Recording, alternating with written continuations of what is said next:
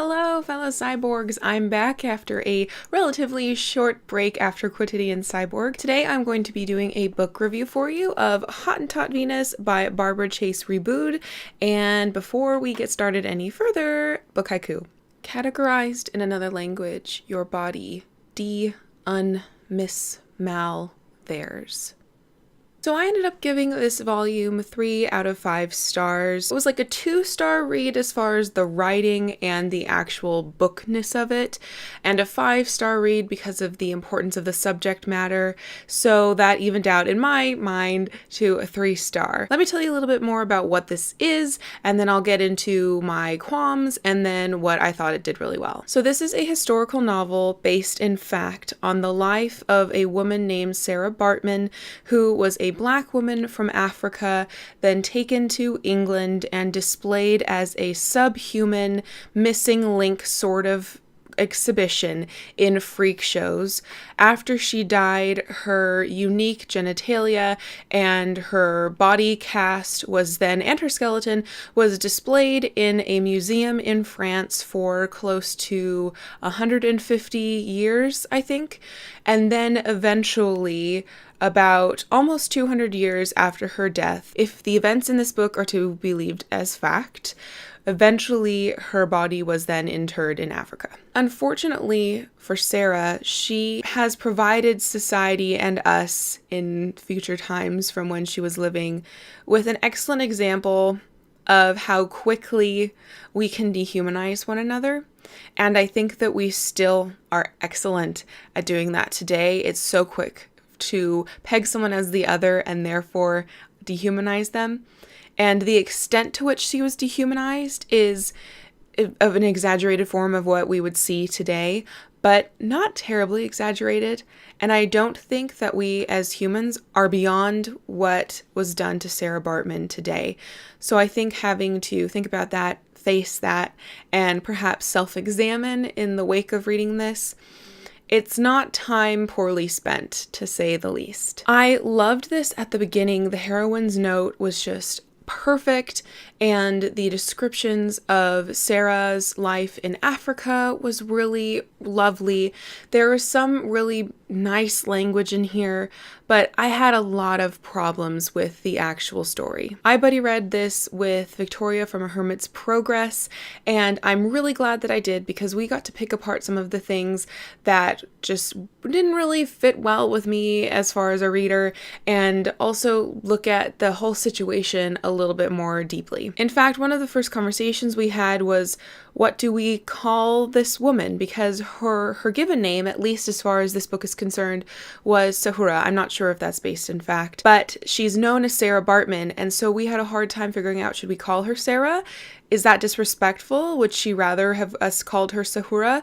So while we were talking about this, we ended up choosing Sahura, even though a later scene in this isn't really a spoiler, she's baptized and takes the name Sarah, makes us think, well, maybe Sarah is an appropriate name for her after all. It's just a question we had no answer to. My main qualm with this, and Victoria's as well, is that in essence, we believed this needed to be 2 times as long as it was. My copy comes in at 313 pages or so.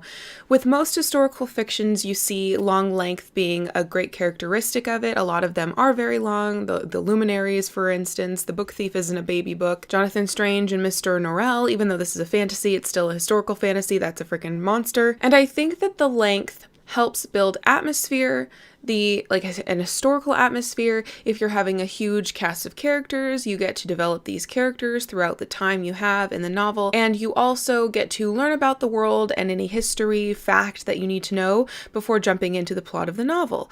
Because this was only 300 or so pages long, we didn't know characters as they were introduced. The dialogue was really clunky because the dialogue was used to insert historical background that you needed to know to be able to understand who this character was. It was really awkward.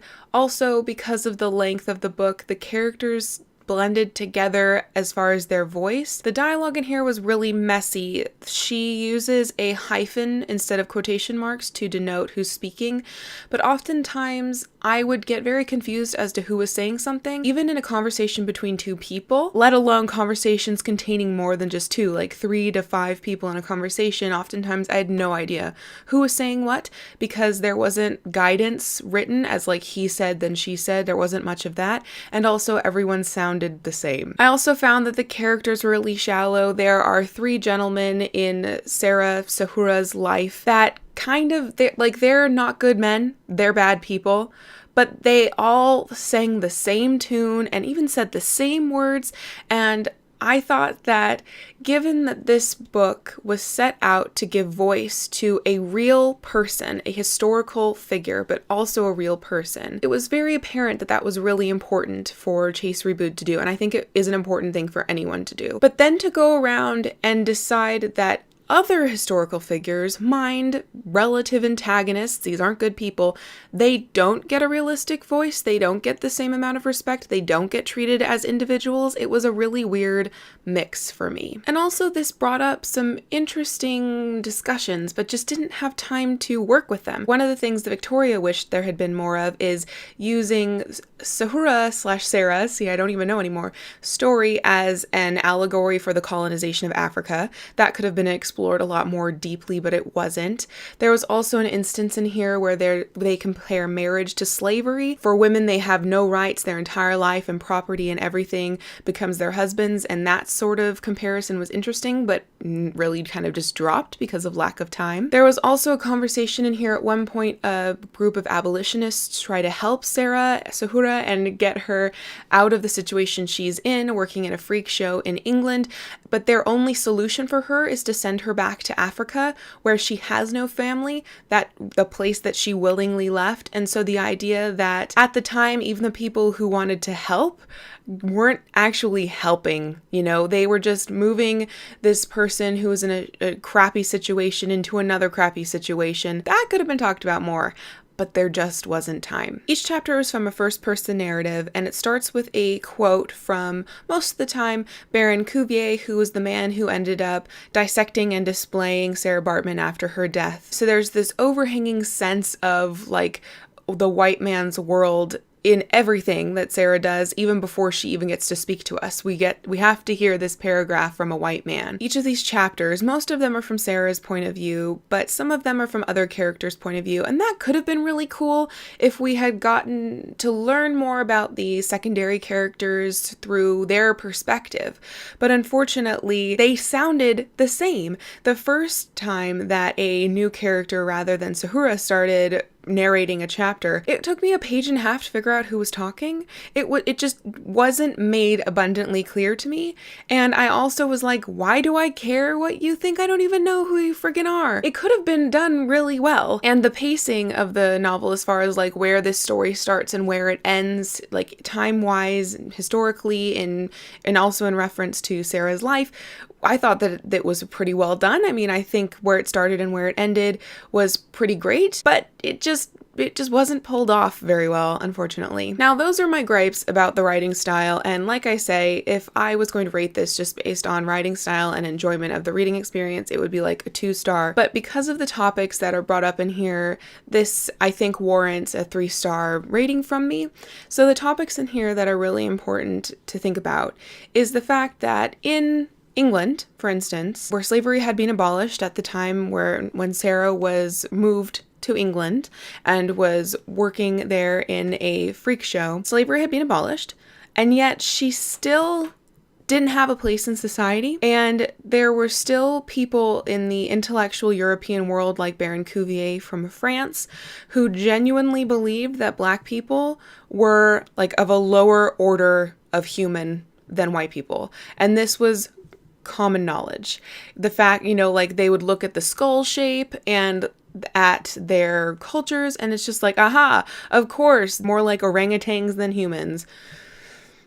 As I've said before, in my trying to learn more about Black history and culture by reading Black literature, I had a bit of a hard time finding a different perspective than the African American's perspective around the Civil Rights Movement. This definitely gives another perspective. This is the perspective of a Black woman in Africa and then Europe in the late 1700s, early 1800s. So this is a very different sort of perspective. And it's interesting to see just the atmosphere differences and how race played a part. And it was very appalling and disgusting how she was treated by just not even just the intellectuals in Europe, but just by normal people. Sarah said that one of the hardest things for her when she was being displayed as a freak is if someone in the audience took pity on her and started crying or wanted to make eye contact with her, because seeing the pity in their eyes for an instant rehumanized her, and the only way that she was able to get through these freak show exhibitions is to almost dissociate, to pretend she wasn't there, to become numb to the laughing and the jeering and the poking and the prodding and just go somewhere else. The idea that pity, because I personally am a fan of pity. I don't think that it's a bad word, like people don't pity me. Pity means that you care about someone enough to not want them to be in pain. Okay? I don't think there's anything wrong with that. I think it's very akin to compassion, which I don't think anyone is like, me compassion. Anyway, the idea that pity could be counter helpful to someone in a situation that deserves compassion. And like I said before with the abolitionists, how these are people who wanted to help her, and yet their answer would have been would have put her in worse circumstances than what she was in this appalling circumstance she was in. Lots of things to think about. Lots of things to think about for sure. But unfortunately, as far as like a novel, I don't think this functioned very well. It wasn't that enjoyable. I didn't think it was very well written, which is a shame because I had very high hopes for this. And, you know, I loved the heroine's note at the very beginning. But then as I read, it just slowly stopped my interest. And also I found that at the end, you know, toward the emotional climax of this, it felt like I was being shouted at to try to elicit my emotions in the disgusting, awful, reprehensible things that were happening at the end. See, it's awful. You should feel things. See, this is awful. This is horrible. And it's like, yes, I know it is, but you're not communicating that very well. Volume does not equal comprehension on an emotional level. I think that's all the blather I have for this at the moment. So I would recommend you read this if you want a fictionalized account of Sarah Bartman's life, because I believe there's a couple nonfiction biographies about her. I can't say one thing or the other about which I would prefer because I've only read this. If you want to have a flavor of what it's this unique perspective of being a Black woman in Europe in the early 1800s, read this. If you're interested in seeing another dimension of pre-Victorian society in Europe and, you know, how it intersected with people who were dehumanized, whether they are women from Africa or, you know, a very small person or a bearded lady, then read this. But I wouldn't go into this expecting great literature or intense emotional depth, even though I think that the story and what, like, the historical fact that this is based on you would assume that perhaps you would find that in here, but I certainly didn't, unfortunately. I hope you enjoyed my review on a 3-star and a uniquely 3-star book. I normally don't give 3 stars for the reasons that I gave Hottentot Venus, but in any case, I hope that you enjoyed, and let me know in the comments down below if you've heard of Sarah Bartman before this video, and if you think you're going to be at least looking up her Wikipedia page, if not investigating into her life a bit more yourself. Thank you for watching, and until next time, continue to be lovely. You are a beautiful Venus. Thank you to my patrons for supporting me on Patreon. I very much appreciate your financial support and appreciate the future financial support of anyone who feels like giving it. I hope you're having lovely days, and again, thank you very much. Today, I'm going to be doing a book... Annoying. Thank